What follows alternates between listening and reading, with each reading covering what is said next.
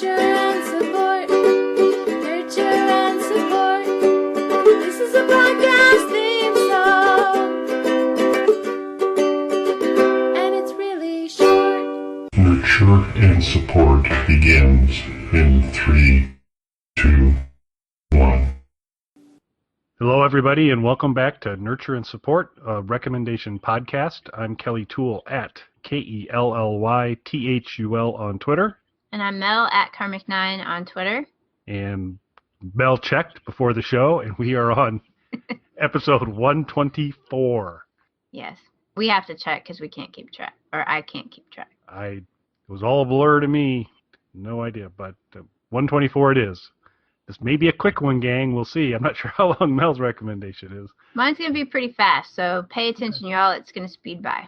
Okay, this could be a speed version. I'll go ahead and kick it off, and super excited about this recommendation for this week. I just came across it recently from a graphic work standpoint. If you're looking to, like the wondrous Nurture and Support logo and the occasional little memes that I might create tied to some of our stuff.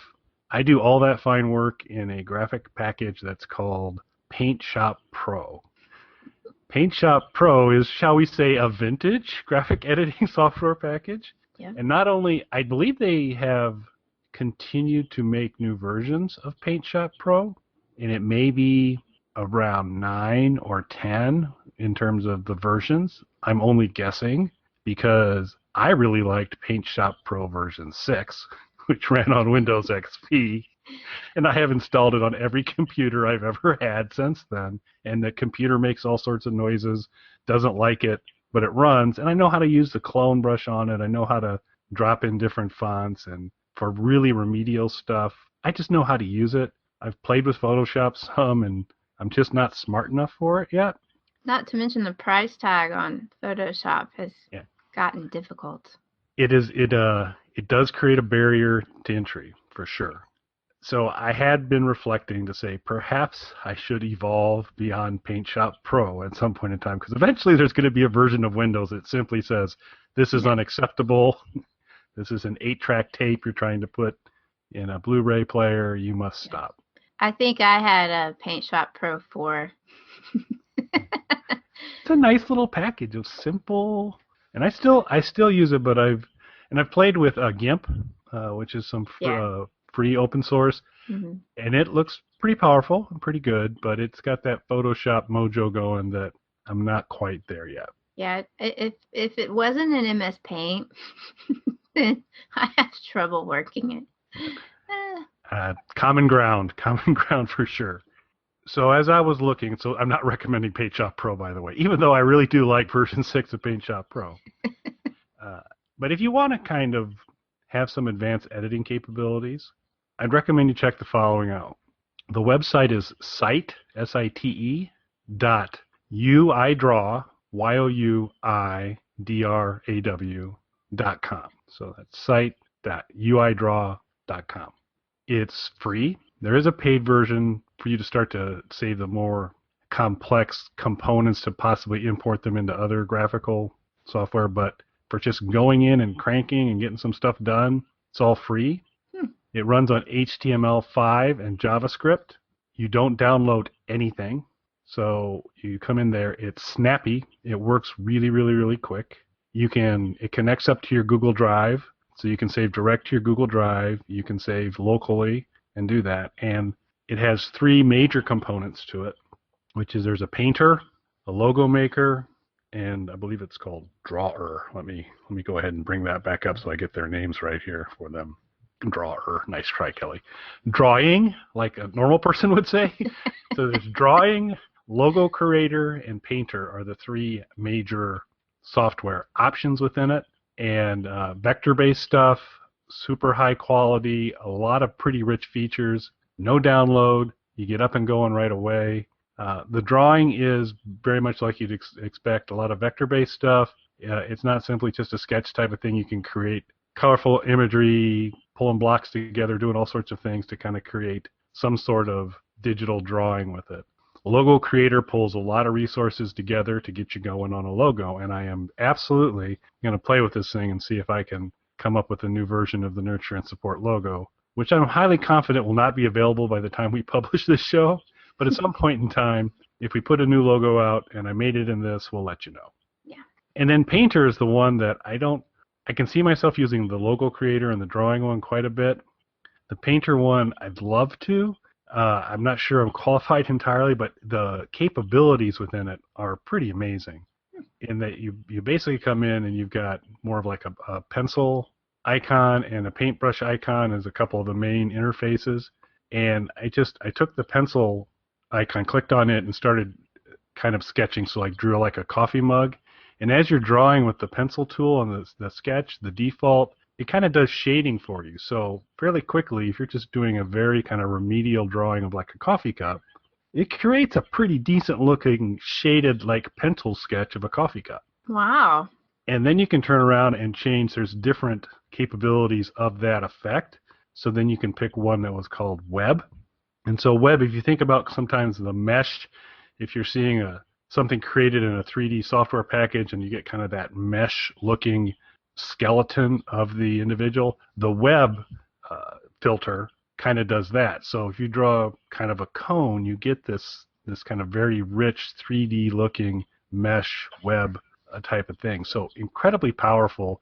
In just a couple minutes of me playing around with it, I started to just see some really, really amazing things. So if you have the need for whether it's drawing, logos, or just trying to create some cool looking art, you can, within Painter, you can also import imagery as you can with drawing and those others as well. It's absolutely worth a try. It's worth the price because I haven't run into anything yet because my work when I'm done is not going to be imported into some sort of high-end graphic software. It's going on a website. It's about the next step, and I need it as a PNG image or a JPEG. Right. So it looks really good. It's snappy. The interface falls somewhere in the continuum between the simplicity, the Play School-like simplicity of Paint Shop Pro, and the craziness that is Photoshop. Kind of nestles somewhere in between the two of those, and so you get some decent capabilities. So that's YouIDraw, pretty cool graphic stuff. Uses HTML and JavaScript. Give it a try. Yeah, I'm definitely going to have to look at that because I was looking for a logo maker a couple months ago, and I don't think I came across that one because I'd have noticed if it would draw me a coffee cup without me having to be able to draw. I'll have to check that out. Yeah, I'm super impressed, and I've just really scratched the surface of it right now, and so I think there's going to be a lot more fun stuff with it, but maybe someday. Actually, I might start with it since Squat Cobbler's, the wonderful Squat Cobbler logo, gang. If you see that at some point, that's a Paint Shop Pro creation. So if at some point you see a slightly higher end Squat Cobbler logo, you'll know that I've turned myself loose within YouIDraw. Yeah, I have to admit I don't understand vectors. I don't understand all that vector drawing. I've tried. I've watched YouTube video after YouTube video, and it's just not the way I think. I can't get it. I have and then Bezier curves, is that what it is? Something like that. Yeah. They seem to be important. I don't get those. And then masks, they talk a lot about masks in Photoshop, which seem very important and seem like a very handy tool, and I don't quite grasp that either. You know a little bit about masks. At one time I learned how to do masks, but man, Photoshop is one of those things. As soon as I figure something out, they change versions on me, and I don't understand how to do anything anymore. And I go so long between needing to use it that I don't retain the information anymore. So anyway, and now my Adobe Elements doesn't work worth a crap, and they want you to go get Photoshop, and now it's all paid by the month, and I'm not a student anymore, so I have to pay full price, and that's not going to happen. So this is cool. I'll have to look at this. Yeah, I think you might find it, depending on what your needs are. I think you might find it meets them. Cool. That's really cool. I know I've tried out a bunch of stuff on my iPad Pro. Has a lot of cool paint stuff, but I don't mess with it because I have the Apple Pencil too. So I'm supposed to be very artistic on this device, and it's wasted on me, I'm afraid. We'll see how the web version works out. You should have a coffee cup off between Yes. your. Which app? Because I've downloaded most of them to see if any of them are dummy proof. And while some of them are very cool, and I've seen other people do very cool, amazing things in these apps, I can't draw a stick figure. It's sad. It's really sad. But I've never been that kind of artistic. But speaking of the iPad Pro, my recommendation this week is something that only works on iPad. So I'm sorry, everyone that doesn't have an iPad, but I think this is a cool thing to know about anyway. If you don't have an iPad, you probably did not pay attention to all of the Apple announcements that came out earlier in September. One of the things they talked about was an app called Swift Playgrounds. And that's part of a new Apple program called Everyone Can Code. And it's to teach Swift to children. However, if you're an adult who knows nothing about coding, this is a interesting, easy way to get a grasp of what the Swift language is like. I learned a little bit of coding a very long time ago. It is not part of what I do with my day-to-day life, so I don't know anything about modern coding. And so Swift is what Apple is moving to after Objective-C.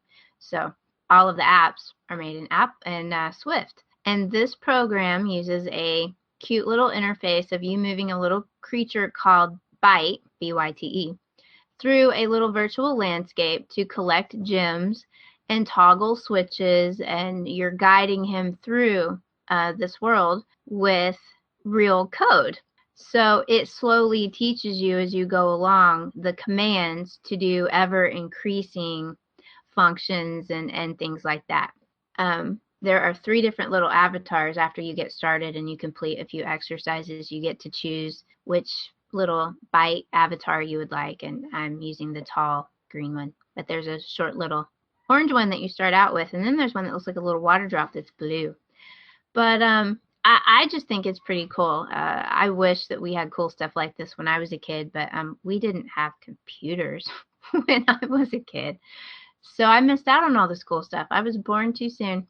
But Swift looks like it's a good, easy, entertaining. It's important for it to be entertaining to teach anybody, not just children, how to understand the basics of this language. As part of the Everyone Can Code program, I think they also have some iBooks out that you can get for free to also help you learn Swift. And I think that's a great program. I think that's a great thing. I know Apple's not the only one out there trying to teach people how to code, but they're a big company, and that they've put this information out for free because I may not have mentioned the Swift Playgrounds app is free. It's free for the download, and then there's different chapters in there that take you through the different things that it's trying to teach you, and all of those are free. So you can learn how to make your own iOS app for free with this program that Apple's putting out there. You just have to have bought an iPad. So for the low price of an iPad Pro, you can get this app. No, I don't know if you don't have to have an iPad Pro to run this app. I think it will run on an older iPad as well, but it's pretty cool. I like the whole idea behind it all. I'm only a few chapters sort of into my Swift journey, but I enjoyed it. It's not real stressful. The commands are already pre-filled in kind of down at the bottom, where you just get to pick the command that you need to do. You don't actually have to use the keyboard to type out your commands, which I was worried about when it first started, and it was like you were going to have to write your own commands. You get to select from the commands that are there, and you're putting them in what order. It quickly starts you out on trying to do some very simple debugging when your little Byte won't move the right direction and stuff like that, or he's not collecting the gem, or he's moving too far to collect the gem, and you get to learn very simply, in very easy terms, how to debug these little programs. So they get ever more complex. I haven't gotten there myself yet, but I've seen a few videos and screenshots of more complex things, and there are I've seen examples of sort of little apps and codes that are made within this particular app. So it's really pretty cool. So if you've got anybody, not just a young person, but anybody that wants to learn something about Swift or coding in general, I think this is a really good way to do it, and it's free if you already have an iPad. So that's Swift Playgrounds. It's free on the App Store. Even check out iBooks. I haven't looked for the books in iBooks because I kind of just found out they were there, but that seems pretty cool too because I love free books. Sounds pretty awesome. So I'm not sure how this is going to end up for this recording of the show, but if at some point you're hearing plaintive wails in the background, oftentimes that's Mel's little kitten friends who are not too happy. For tonight's recording, our good friend Jabba the cat has come downstairs, and he appears to be in not a good mood, and so he's been singing a little bit. So my apologies if occasionally you hear a bit of a howl there, but Jabba's not happy today. Yeah. So we'll see what happens there. So a couple questions on this. So it's kind of is it like a virtual coding world, or a little bit your Byte's in like a land or a space? You're given at the top of the screen, you're given like a little floating piece of land, and that's where you've got little squares, so like a path on this chunk of land. Sometimes there are steps up and steps down, little mountains, turns, things like that. There are little portals that your creature has to go, stand on to portal to another place. Sometimes there are switches that you have to toggle open to open a portal to get to where you're going. The point of what you're doing with the little creature is to collect gems, and you have to do these puzzles essentially to get him to a gem to collect the gem. So it gives you kind of a brief idea of what your goal is for this section, and then it tells you to write the code. And I heard him that time.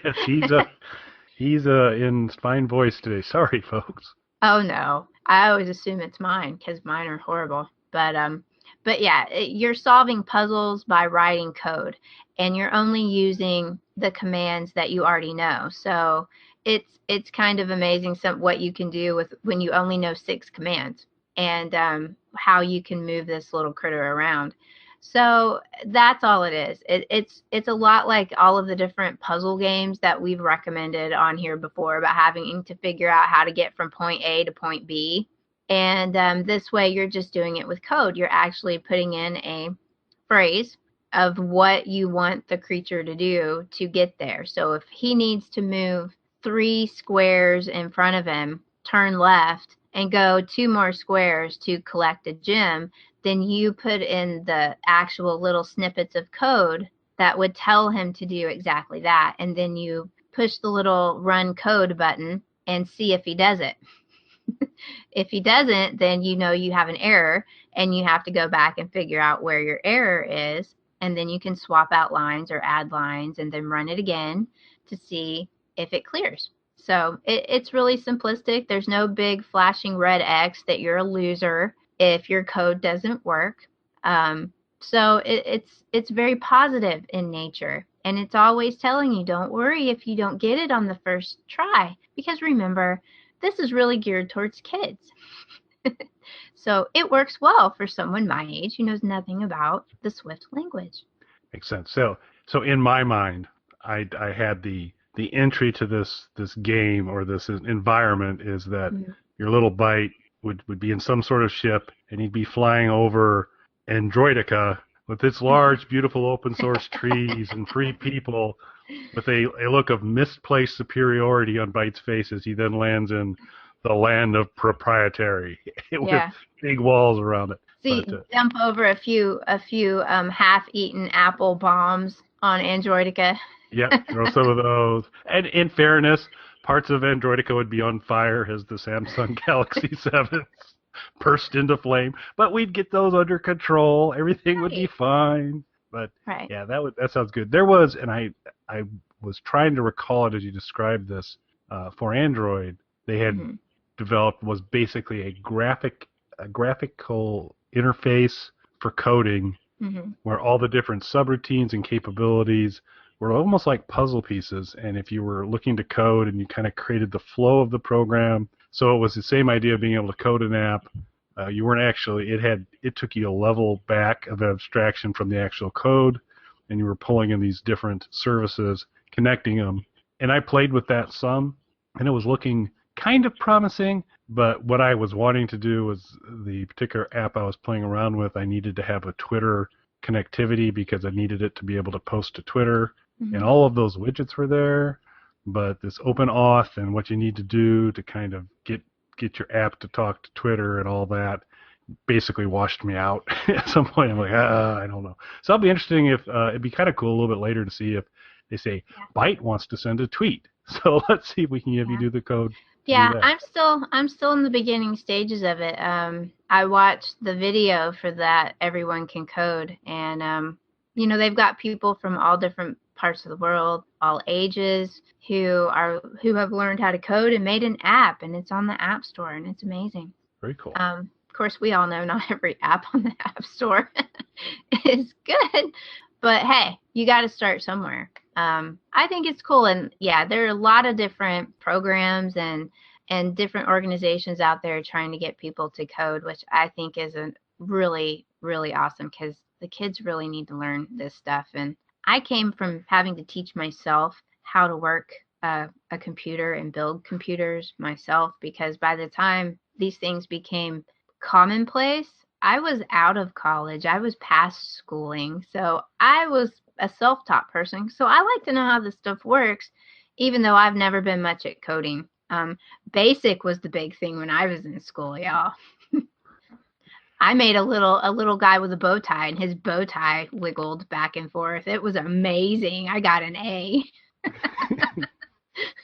So. Well, you have exceeded my abilities in Basic. However, I was able to make a bell ring in assembler.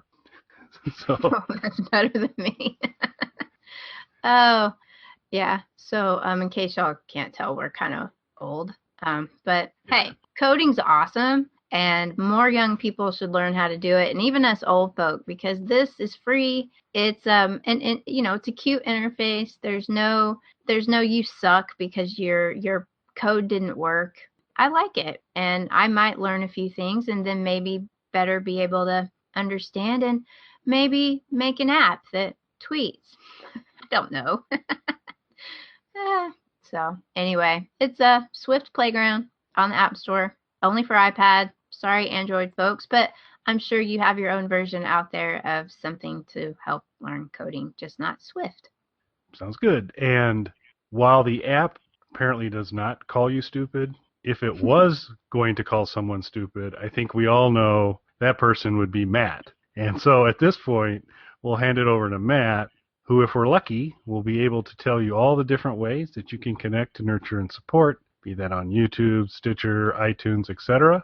And he'll give you all the information. And Mel and I will be back in a couple weeks for the next episode. So thanks for listening, everybody. Bye.